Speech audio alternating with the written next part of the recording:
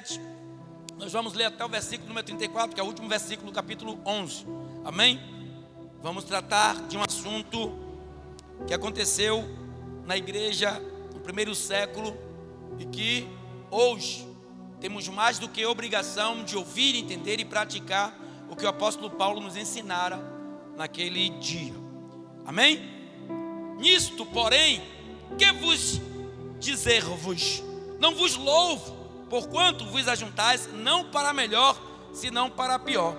Porque antes de tudo ouço que quando vos ajuntais na igreja, há entre vós dissensões, e em parte o creio, e até importa que haja entre vós heresias, para que os que são sinceros se manifestem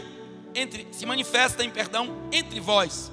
De sorte que, quando vos ajuntais em um lugar, não é para comer a ceia do Senhor, porque comendo cada um toma antecipadamente a sua própria ceia, e assim um tem fome e outro embriagam-se. Não tendes porventura casas para comer e para beber? Ou desprezai a igreja de Deus e envergonhai-as os que nada têm? Que vos direi? Louvar-vos-eis? Nisso não vos louvo, porque eu recebi do Senhor o que também vos ensinei, que o Senhor Jesus, na noite em que foi traído, tomou o pão e, tendo dado graças, o partiu e disse: tomai e comei isto, é o meu corpo que é partido por vós. Fazei isto em memória de mim. Semelhantemente também, depois de ceiar, tomou o cálice, dizendo: esse cálice é o novo testamento do meu sangue. Fazei isto todas as vezes que beberdes em memória de mim. Porque todas as vezes que comerdes este pão e beberdes este cálice, anunciais a morte do Senhor até que venha. Porquanto, qualquer que comer este pão ou beber o cálice do Senhor indignamente, será culpado do corpo e do sangue do Senhor. Examine-se, pois, o homem a si mesmo, e assim coma deste pão e beba deste cálice. Porque o que come e bebe indignamente, come e bebe para a sua própria condenação, não discernindo o corpo do Senhor. Por causa disso, há entre vós muitos fracos e doentes, e muitos que dormem. Porque se nós nos julgássemos a nós mesmos, não seríamos julgados. Mas, quando somos julgados, somos repreendidos pelo Senhor, para não sermos condenados com o mundo. Portanto, meus irmãos, quando vos ajuntais para comer, esperai uns pelos outros. Mas, se alguém tiver fome, coma em sua casa, para que vos não ajunteis para condenação. Quanto às demais coisas, ordená-las-ei quando for ter convosco, em nome de Jesus. Aí mesmo onde você está, reclina um pouco a tua cabeça. Vamos fazer uma breve oração. Meu Deus e meu Pai Todo-Poderoso, peço a Ti encarecidamente, humildemente, por Sua grande e infinita misericórdia, tira-me daqui em pensamento, em vontade, em natureza, meu Deus, nas emoções, e me põe aqui tão somente espiritualmente para falar aquilo que convém eu falar, meu Deus, mediante aquilo que eu li. Que não venha sair de mim palavras que não venham do coração do Senhor, para engrandecer o meu ego, ou para que eu possa, meu Pai, defraudar alguém, ou caluniar, meu Pai, ou difamar alguém, mas que eu venha falar aquilo tão somente que o Senhor me preparou nesta noite para que eu possa falar à Tua igreja. Quanto às demais, meu Pai, que o Senhor, assim como chamou o apóstolo Paulo para exortá-los, que me use também para exortar cada um que precisa ser exortado, e que entendam que o Senhor só exorta aquele que o Senhor ama. Então, meu Deus, que nesta noite a palavra do Senhor venha ecoar aos nossos ouvidos e penetrar em nossos corações, meu Deus, como flecha, meu Pai, meu Deus, na mão de um arqueiro, para que nós possamos entender que o que o Senhor quer é que nós vivamos em unidades para agradar o Senhor em espírito e em verdade. Amém. E graças a Deus. Amém? Como eu prego um texto, contextualizando a Bíblia, a igreja que congrega comigo já sabe, permanece com as suas Bíblias abertas, para que nós entendamos alguns pontos. Como eu disse, nós estamos aqui dividindo em partes, ou melhor dizendo, em 4 partes, o que vai ser dito nesta noite, e que nós venhamos entender um pouco do que o apóstolo Paulo quis dizer à igreja em Coríntios. Ao saber, o apóstolo Paulo escreveu 2 cartas à igreja em Coríntios. A primeira carta, exortando a igreja de que forma deveria viver em unidade, trazendo a atenção da igreja para Cristo, não para o povo, nem para o homem. fazendo com que o povo glorificasse em espírito e em verdade. No primeiro século, onde o apóstolo Paulo estava ali, endereçando as cartas às igrejas, era onde tinha ocorrido este fato. Nós vamos ver que do versículo de número 17 ao 19, ele fala sobre a separação das pessoas vivendo no mesmo contexto espiritual, onde ele fala do povo que estava dentro da igreja, mas com pensamentos diferentes, trazendo dissensões sobre suas vidas e sobre o ministério qual eles exerciam. O tema dessa pregação é a verdadeira celebração ao Senhor. Amém? Então no versículo 17, vamos trazer um contexto para entendermos um pouco. Nisto, porém, quer vos dizer-vos, não vos louvo, porquanto vos ajuntais, não para melhor, senão para pior. Porque antes de tudo, ouço que quando vos ajuntais na igreja, há entre vós dissensões, e em partes creio. Até importa para que haja entre vós heresias, para que os que são sinceros se manifestem entre vós. O que acontecia naquela época? O que acontecia dentro daquela igreja? Havia pessoas com pensamentos diferentes dentro da igreja. Uns seguiam e adoravam a Apolo, outros seguiam e adoravam a Paulo, outros seguiam e adoravam a Cristo Jesus, e outros seguiam e adoravam a Cefas, e a outros que eles no coração entendiam que eram para ser adorados. E no entanto, o que Jesus queria através do apóstolo Paulo é trazer um único endereço para o coração daquele povo, porque o que adorava a Paulo, o que adorava a Cefas, o que adorava a Paulo eram heréticos, ou seja, praticavam a heresia. O que colocava Jesus como um símbolo dentro da igreja acerca de discussão, acerca de dissensões, eram pessoas religiosas, porque a palavra de Cristo não traz conflitos, mas traz amor e unidade. O que ele queria dizer era isso, que vocês estão brigando dentro da igreja por títulos, por pessoas que vocês nem conhecem. Amem a Cristo, sirva a Ele em espírito e em verdade, porque a palavra de Deus não traz confusão, a palavra de Deus não traz contenda, a palavra de Deus não traz briga, a palavra de Deus traz unidade. O que é que ele queria dizer? Vivam em unidade, vivam em comunhão. O apóstolo Paulo chega a nos dizer, lá e nós vamos ver, quando ele vai celebrar a Santa Ceia, o que Jesus queria dizer. Ele preparou o coração dos 11 discípulos, porque um se rebelou ainda em cima da mesa. Ele diz assim, um de vocês há de me trair ainda esta noite. Mas Jesus não usou de truculência com ele, Jesus não usou de separação, Messias, com ele, não jogou os 11 contra Judas, muito pelo contrário. Vai, meu filho, faz depressa o que você tem que fazer. E quando ele se retirou, Jesus continuou a ceia, preparando o povo para que quando ele ressuscitasse e fosse erguido até os céus, que nós continuássemos com essa prática da ceia do Senhor. Como eu disse, a Páscoa, ela foi transicionada na ressurreição de Cristo, ou seja, melhor dizendo, no oferecer da ceia do Senhor, ela foi transicionada na ceia, que antigamente eles serviam o povo, adorando, melhor dizendo, a Deus, adorando quando Deus lançou ali uma praga dentro do Egito, onde todos os primogênitos seriam mortos por espírito da morte. Queria passar naquela noite, naquele local, e ele fez a primeira Páscoa. De que forma? Que pegassem um cordeiro limpo, imaculado, sem mácula, sem ruga, e que nos umbrais da porta derramassem o sangue daquele cordeiro, e quando o espírito da morte viesse, passava por cima. É o que significa Páscoa, passover, passar por cima. Só que Jesus vem e dá o teu sangue carmesim na cruz do Calvário e transiciona a Páscoa daquela forma que eles faziam, pela ceia do Senhor, porque Jesus é a nossa verdadeira Páscoa. Assim também como ele transicionou a circuncisão, cortar o prepúsculo, pelo batismo nas águas. Não precisa mais cortar o prepúsculo, não precisa mais, louvado seja Deus, celebrar a Páscoa da forma que eles celebravam, mas agora cremos que Jesus é a nossa verdadeira Páscoa. Não tem ovo de Páscoa, não tem coelhinho, mas quem nos deu vida para que nós celebrássemos a ressurreição e por intermédio da ressurreição alcançássemos a salvação é o nosso Jesus Cristo de Nazaré, que está aqui nesse lugar esta noite. Então ele disse: não concordo com a atitude de vocês, estou sabendo que vocês estão trazendo idolatria e heresias para dentro da igreja. Será que vocês não podem se amar? Será que vocês não podem se unir? Será que vocês não podem servir ao mesmo Deus que eu sirvo? O que vou dizer com isso?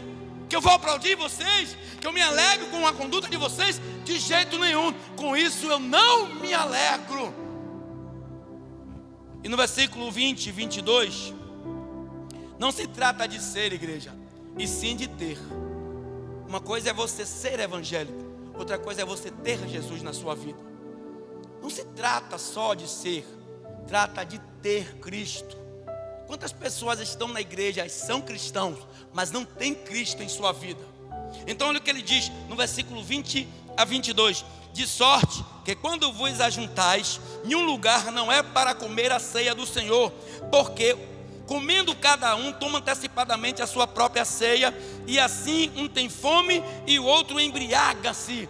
Louvado seja Deus. Não tendes porventura casa para comer e pão para beber? Ou desprezais a igreja de Deus, envergonhais o que nada tem? Que vos dizei? Não vos louvo, nisso não vos louvo. Ou seja, existia um costume judaico que era conhecido como ágape, o amor de Deus, que em um dia da semana ele se reunia ao saber o dia de domingo, e quem era mais endinheirado levavam alimentos, levavam comidas para a igreja. E o que acontecia? Quem não tinha nada levava a marmitinha, e quem chegava primeiro comia. Ou seja, no dia da ceia do Senhor, eles comiam antecipadamente a refeição e depois eles celebravam a ceia do Senhor. Era um costume deles. Mas só que o apóstolo Paulo queria dizer é o seguinte: tem que esperar todo mundo chegar. É uma celebração ao Deus Todo-Poderoso. Hoje é diferente dos outros dias. O que é que ele diz? Um come e o outro tem fome. Quem chega depois, aqui não é para vocês se alimentarem para encher a barriga, para vocês se embriagarem com comida, ficarem fartos, e outros nada tem. Chegam aqui e não se alimentam. Como é que eles vão ceiar ao Senhor se eles estão indignados porque algumas pessoas comeram e outras não? Então no costume judaico as pessoas chegavam, era a festa do amor, ou seja, a festa ágape. Eles levavam comidas e enchiam as mesas dentro do louvado seja Deus, da igreja, e todo mundo se alimentava, mas tinha que ter uma organização, tinha que ter, louvado seja Deus, uma espera de uns pelos outros, porque alguns comiam demais. Vamos entender de novo ao que ele diz: de sorte que quando vos ajuntais em um lugar, não é para comer a ceia do Senhor, porque comendo cada um, toma-se antecipadamente a sua própria ceia, e assim um tem fome e outro embriaga-se. Não tendes porventura casa para comer e para beber? Ou desprezar a igreja de Deus e envergonhais o que nada tem? Que vos direi? Louvar-vos-eis? Nisso eu não vos louvo. Ou seja, esperava que agradava a Deus depois na ceia. Porque imagina, se tinha esse costume, chegava uma pessoa, coitado, que nada tinha para comer, e de repente muitos iam e aproveitavam esses dias. Tinha pessoas que ficavam até 5 dias sem se alimentar, para chegar no dia, porque era muita comida. Os fazendeiros, as pessoas que tinham dinheiro na época levavam muita comida. Então tinha pessoas que ficavam 5 dias, ficava segunda, terça, quarta, quinta e sexta, e sábado sem se alimentar, melhor dizendo 6 dias, para que quando chegasse no domingo, levavam marmitas e saíam de lá cheios e fartos. Só que começou a desandar, começou a desorganizar. É como nos dias de hoje dentro da casa de Deus. As pessoas fazem da casa de Deus barganha, fazem o que querem dentro da casa do Senhor. E o apóstolo Paulo, sabendo disso, rapaz, eu estou sabendo algo terrível. Como é que vocês estão celebrando a ceia do meu Senhor? Por causa da usura, da guludice, estão comendo, se embriagando, e outros não têm comido nada, porque vocês se antecipam e comem com a sua sabedoria. É assim que vivemos em unidade. O que aconteceu em Atos capítulo 5? A igreja estava crescendo de uma forma tão absurda que as pessoas que eram ricas, o amor penetrou de uma forma tão profunda que eles vendiam parte das suas herdades e dividiam com os pobres, a ponto de terem 2 gulosos, Ananias e Safira. Venderam parte da herdade e deram o que quiseram, e prometeram algo maior a Deus. E Pedro falou: por que fizesse isso? Por que deixasse descer esse desígnio no teu coração? Vendendo não era sua? Da mesma forma, o apóstolo Paulo estava dizendo: por que não pode esperar um pouco pelos outros irmãos que estão vindo para celebrar a ceia do Senhor? Comamos todos juntos e depois de nos alimentarmos, aí sim, façamos a ceia do Senhor. Ou seja, em primeira instância, ele estava convocando o povo para viver em unidade e servir ao único verdadeiro ressurreto Cristo. Em segundo, ele estava falando sobre a ganância, sobre a maldade das pessoas dentro da igreja, que se aproveita da fraqueza de outros, que se aproveita da sua autoridade ou qualidade dentro da igreja para menosprezar a outros. Tendo paciência, reverência, tendo qualidade de vida com Cristo, não esperávamos todos juntos e comíamos todos de uma só vez. Terceiro tópico: para que serve a ceia do Senhor? Hoje nós vimos muitas pessoas inadequadas, inapropriadas, fazerem uso da ceia do Senhor. Então o apóstolo Paulo, no versículo 23, ele vem trazer uma explicação do que era a ceia do Senhor. Jesus, quando sentou com os 12 discípulos ali, ele referiu-se, ou melhor dizendo, colocou na direção daqueles homens a qualidade de vidas que eles iriam ter dali por diante, sem a presença física de Jesus, mas a presença espiritual. Então o que é que Jesus fez com ele? Um tratado. Olha, pega esse pão, simboliza o meu corpo que será morto, que será mutilado para a salvação de cada um de vós. Agora, após o comer o pão, toma o cálice, um vinho sem mistura, e esse cálice de vinho que vocês estão tomando, eles vão referir-se ao meu sangue que eu derramarei por vós. Então o apóstolo Paulo estava trazendo a glutonaria, já estava não sendo aceita do Senhor por causa da maldade do coração daquele povo. Ou seja, imagina agora o cenário: alguns comeram demais com a barriga inchada, com palito na boca, arrotando, e outros que nada tinham comido e a marmita estava vazia. E como é que ficava a ceia do Senhor nesse dia? Como é que ficava a preparação do corpo, da alma e do espírito? Porque a Santa Ceia é para trazer fortalecimento espiritual, capacidade emocional e fraqueza. Louvado seja Deus, para que o diabo não se aproprie da nossa carne, ou seja, eliminar todo o tratado de Satanás contra a nossa carne fraca. Ou seja, era uma forma de nós andarmos diante de Deus, em meio às tribulações, firme, para que não caiamos nas astutas ciladas do diabo. Olha o que ele diz do versículo 23 ao versículo 27.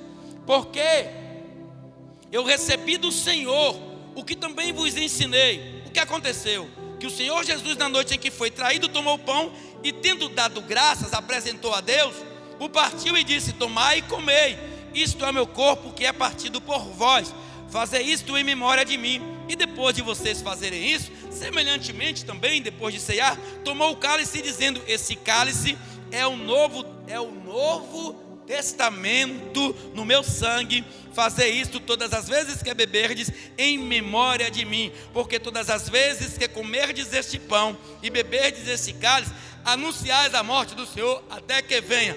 Portanto, qualquer que comer esse pão ou beber o cálice do Senhor, indignamente será culpado do corpo e do sangue do Senhor. Ele já estava advertindo-se ao cenário que se passou, porque ele sabia que dentro daquele local haviam pessoas com intriga com outras pessoas por causa de uma adorar Cefas, outra adorar Paulo, outra adorar Paulo, outra adorar Cristo. E também haviam problemas porque uns comeram demais e os outros ficaram com fome. Então, na hora da celebração da ceia, ele disse: vocês sabem o que é ceiar? Você sabe a prática que vocês estão fazendo agora não é comer tão somente. Vocês estão apresentando o pão como forma do corpo de Cristo e o vinho como forma do sangue de Cristo. Houve um tratado com Deus para que houvesse salvação em nossas vidas através da graça de Cristo, que é esta celebração da ceia. Então não façam de qualquer jeito. Paulo chamava na espora mesmo. Não é como vocês querem. Quer comer? Como em casa. Eu até respeito que vocês tenham decisões de pessoas, de ídolos que vocês tenham. É bom que isso aconteça, porque o trigo crescendo junto com o joio, quando o joio estiver crescido, ele será arrancado e lançado no fogo, mas o trigo, ele permanecerá para a glória do nosso poderoso Deus eterno. Então entende, para que fazer uso da ceia do Senhor? Para fortalecimento, para que nós venhamos estar firmes. Mas ele diz assim, no versículo 27, portanto, qualquer que comer esse pão ou beber do cálice do Senhor, indignamente será culpado do corpo e do sangue de Jesus. Sabe que responsabilidade é essa, igreja? É de a gente não fazer uma análise do que estamos vivendo de qualquer forma, dissolutamente, como aquele homem que pediu ali na parábola do filho pródigo, e viver conforme a sua vontade. Só que quando ele regressa para a casa do pai, ele reconhece o teu erro, reconhece a tua falha e pede perdão ao pai. E o pai conhece o coração quando está arrependido, e ali ele podia participar daquela festa, ele podia participar daquela comemoração. Assim é na ceia do Senhor. Um coração arrependido, contrito com Deus, pode participar da ceia do Senhor, que não será culpado de absolutamente nada. Olha para o irmão que está do teu lado, diga: você compreende a natureza de ceiar? Diga a ele, diga: não é de qualquer forma. Como é que está a sua vida hoje, igreja? Responde você mesmo aí, para você mesmo, faz uma autoanálise. Como é que está a minha vida hoje? Eu estou tendo algum crescimento em alguma área da minha vida? Você pode contar alguma história de produtividade, de ascensão, de crescimento na sua vida? Você pode contar um testemunho para que estimulem outras pessoas por causa da sua vida, da sua história? Ou sua vida já vem caminhando, capengando de um bom tempo para cá, porque você não tem nada para contar? Acorda para trabalhar, dorme para descansar, acorda no outro dia para trabalhar, dorme para descansar e fica rotineiramente nessa vida sem um projeto, sem um sonho, sem uma perspectiva de nada. Eu amo quando eu estou fazendo alguma coisa, porque eu tenho algo para alimentar o meu cérebro, para alimentar o meu coração, a minha vida. Porque quando você tem um projeto, tem algo, você fica em cima daquilo e sua mente fica ocupada com aquilo e não fica tornando-se mente vazia para se tornar oficina de Satanás. Então, como é que anda a sua vida? Há quanto tempo você não ceia na casa do Senhor? Ou há quanto tempo você tem ceiado indignamente, para que outras pessoas não te condenem, para que outras pessoas não te apontem, para que outras pessoas não julguem vocês? Há quanto tempo você não tem glorificado a Deus verdadeiramente, em espírito e em verdade? Há quanto tempo você não se alegra na casa de Deus? Vem por vir, como se vai numa pizzaria, num shopping, num supermercado, no próprio trabalho, mas não sente mais a presença de Deus, não sente mais o mover de Deus, porque você não escuta mais Deus falar aos seus ouvidos. E ainda que você não ouça a voz do Senhor, você tem que sentir pelo menos a vibração dele dentro do teu coração, para que você diga: eu estou sentindo algo diferente hoje. Isso não depende do homem, depende de Deus. Mas quando você dá lugar,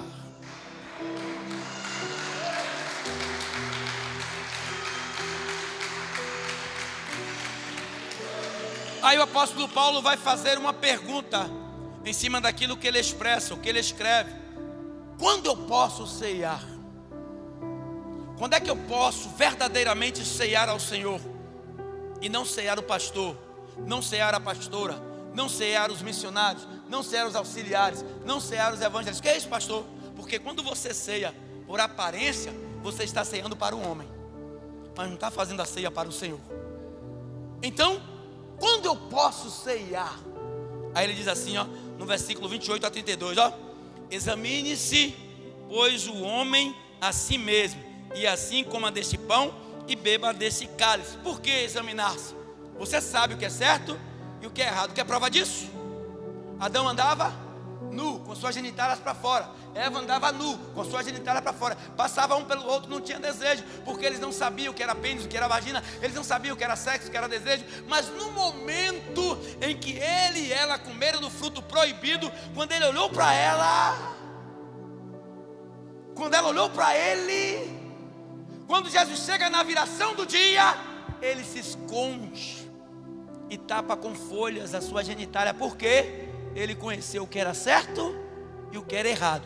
Então nós também temos essa percepção de saber o que é certo e de saber o que é errado. Então o que é que o apóstolo Paulo diz? Examine-se, pois, o homem a si mesmo, e assim coma do pão e beba do cálice. Eu posso? É uma pergunta que nós temos que fazer todos os dias, quando celebramos a ceia do Senhor, adentrarmos na igreja. Eu posso cear ao Senhor? Quando você entrar na igreja, você vai, se põe em oração, e depois que você orar de joelhos, levante e faça uma autoavaliação do que você viveu, do início do mês até o dia da ceia, e diga: eu posso tomar a ceia do Senhor. Ou diga: eu não posso. Por quê? Você se examinou. Aí tem pessoas que perguntam: fulano, vem cá, eu fiz algo assim, eu posso ceiar? Ele diz: examine-se o homem a si, porque você conhece o que é certo e o que é errado. Não tem ninguém por advogado na sua vida, porque o advogado está sentado à destra de Deus, e cabe a ele julgar as nossas causas. Então você tem que chegar e dizer: eu posso ceiar? Depois que você se examinar. Aí ele diz assim, ó, no versículo 29, porque o que come e bebe indignamente, come e bebe para a sua própria condenação, no discernindo o corpo do Senhor. Ou seja, está brincando com Deus. Não está sendo tão diferente do que aquele povo que diz: crucifica, mata ele, crucifica ele, é um mentiroso, é um herege. Não está sendo tão diferente de quanto aquele homem que pegou a lança e lançou aqui em Jesus, trespassou e saiu aqui na clavícula. Não está sendo diferente das pessoas que puseram sobre ele uma coroa de espinho. Não estamos sendo diferentes do que aquelas pessoas que puseram pregos em tuas mãos e em teus pés. Então ele diz assim, ó: depois que você se examinar, louvado seja Deus, não coma de qualquer forma, não sei de qualquer forma. É uma vida com Deus, é uma responsabilidade com Cristo, e é um avivamento para a vida do homem, porque o que come e bebe indignamente, come e bebe para a sua própria condenação, não discernindo o corpo do Senhor. Ou seja, não sabendo a bobagem que vocês estão fazendo, o que nós estamos fazendo. Que paremos um pouco com essa idolatria, que paremos um pouco com essa glutonaria, que paremos um pouco com dissensões dentro da igreja, com limitações de coisas que eram para ser ilimitáveis pela vontade de Deus. Que paremos de ceiar de qualquer maneira ou de qualquer forma. O culto de doutrina serve para ensinar o povo como andar com Deus. E a maioria da carta, ou das cartas do apóstolo Paulo a todas as igrejas, eram cartas doutrinárias. Do que adianta vir para a igreja e quando morrer alcançar o inferno, ou ser lançado no fogo de lago de fogo e enxofre, perdão? Do que adianta? Então, no versículo de número 30, ele diz assim, ó: por causa de você indignamente tomar o cálice e comer o pão, por causa de você há entre vós muitos fracos e doentes, e muitos que? Aqueles que praticam sem vida no altar, e vai tomando a ceia do Senhor, vai tomando, ao invés de crescer, ele vai cada vez mais se afastando do Senhor. Alguns estão, louvado seja Deus, sonolentos, e outros que já dormem, outros que já estão fracos, outros que não conseguem mais vir à igreja. Quantas pessoas estão aqui só esperando dar o horário para ir para casa? Quantas pessoas estão aqui, e minha forma expressiva e direta de pregar não agrada a muitas pessoas, para chegar em casa, comer e sentar na frente da televisão para assistir A Fazenda? É hoje? É hoje? Ó. Pelo menos a criança é sincero. Sincero. Nada contra. É a única emissora que eu assisto, mas em partes. Porque apesar de ela ser dirigida pela Igreja Universal, tem vários diretores em áreas diferentes. O que é que acontece naquele local? É justamente o que Jesus não quer que aconteça na igreja. Dissensões, brigas, falsidades, mentiras, prostituição, homossexualismo, lesbianismo, ou seja, ensinando o caminho que nós não devemos andar. E deixa as pessoas aprisionadas na tela, para ver a briga, para ver as festas, para ver a prostituição, para ver a maldade do homem. Então, que nós venhamos ter o discernimento. O que é discernir? O que é discernir? É saber separar o joio do trigo, é saber separar o certo do errado. O que é discernir? É saber separar o que convém e o que não convém. É saber separar o teu corpo da aparência do mal. Então, quando é que eu posso ceiar? Versículo de número 30.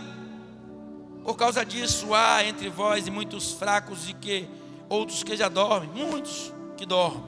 Porque se nós nos julgássemos a nós mesmos, não seríamos julgados. Não falei aqui agora? Não teve aqui esse propósito agora? Quem vai se julgar? Quantos aqui vão assistir a Fazenda? Mas ninguém levantou o dedinho. Só um menino ali que foi sincero, porque criança descobriu que o diabo tinha um pé redondo. Não é uma piada? Estava lá o diabo dançando com todo mundo, e papapá, e o diabo vamos pegar todo de branco, chapéu branco, parecendo o tal do preto velho. De repente o menino, mamãe, aquele homem tem um pé redondo. O diabo do menino já me descobriu. Porque criança tem um coração limpo e sincero. Todo mundo dançando com Satanás, mas o menino tinha percepção. O que foi que Jesus disse? Deixem vir a mim as criancinhas. Tem um coração limpo, um coração sincero, um coração fiel, um coração voltado para Deus. Diferente de nós, que somos quem somos, na nossa natureza humana, e muitas vezes não agradamos a todos. Jesus não agradou. E nós, com todos os defeitos que nós temos, tem pessoas que se desagradam da nossa conduta, e quando nós fazemos um mal, se pudessem nos matar, vão. E deixam passar a noite, o dia com ira de nós. Mas uma criança dessa não. Se eu chegar aqui para Davi, fica ali quieto, der reclamação, daqui a pouco chama ele, Davi, me dá um copo com água aí. Ele vai lá e pega. Um adulto não, vai lá pegar você sendo aleijado. Falou comigo ali no instante com arrogância danada, agora vem para cá me pedir água. Vai pegar você. Eu sou empregado. Mas uma criança não. Eu vou, cadê a água? Me dá o copo. Então ele disse assim, porque se nós nos julgássemos a nós mesmos, não seríamos julgados.